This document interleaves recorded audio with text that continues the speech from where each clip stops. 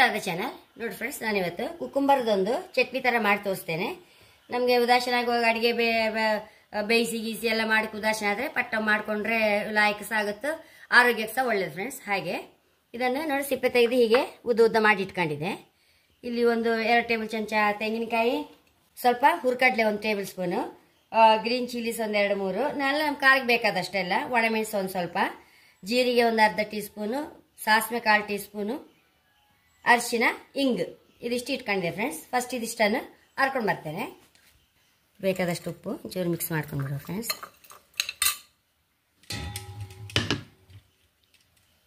ಒಂಚೂರು ಹುಣಸೆ ಹುಳಿ ಹಾಕೋಕೆ ನೆನಪೋಯ್ತು, ಈಗ ಹಾಕೊಂಡು ಇನ್ನೊಂದ್ಸಲ ಮಿಕ್ಸಿ ಮಾಡ್ಕೊಂಬರ್ತೆ ಇದನ್ನು. ಫ್ರೆಂಡ್ಸ್ ಮಸಾಲೆ ಹಾಕೊಂಡು ಇದಕ್ಕೆ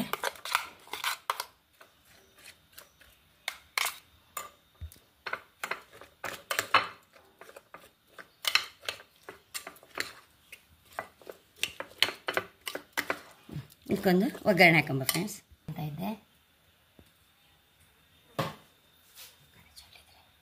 ಸಾಸಿವೆ ಹಾಕೊಂಬ,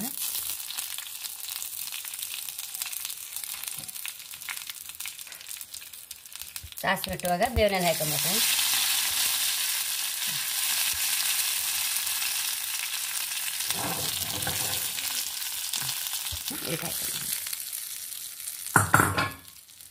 ಫ್ರೆಂಡ್ಸ್ ಎಷ್ಟೋ ರುಚಿಯಾದ ಕುಕ್ಕುಂಬರ್ ಸಾಸ್ಮೆ ರೆಡಿಯಾಗಿದೆ. ಅದಕ್ಕೆ ಬಾಯಿಗೆ ರುಚಿ ಇಲ್ಲದಿರುವಾಗ ಸಹ ಲಾಯ್ಕ್ ಆಗ್ತದೆ ಫ್ರೆಂಡ್ಸ್. ಇದು ತುಂಬ ರುಚಿಯಾಗುತ್ತೆ, ನಮ್ಗೆ ಹಸಿವಾಗುವಾಗೆಲ್ಲ ಪಟಕ್ಕನೆ ಮಾಡ್ಕೊಂಡು ಬಿಡ್ಬೋದು. ಹಾಗೆ ಹೇಳೋಕ್ಕೆ ಇಷ್ಟಪಡ್ತೇನೆ. ನನ್ನ ಚಾನಲ್ ಇಷ್ಟ ಆದರೆ ಸಬ್ಸ್ಕ್ರೈಬ್ ಮಾಡಿ, ಲೈಕ್ ಮಾಡಿ, ಕಾಮೆಂಟ್ ಮಾಡೋದಂತ ಮರಲೇಬೇಡಿ. Thank you.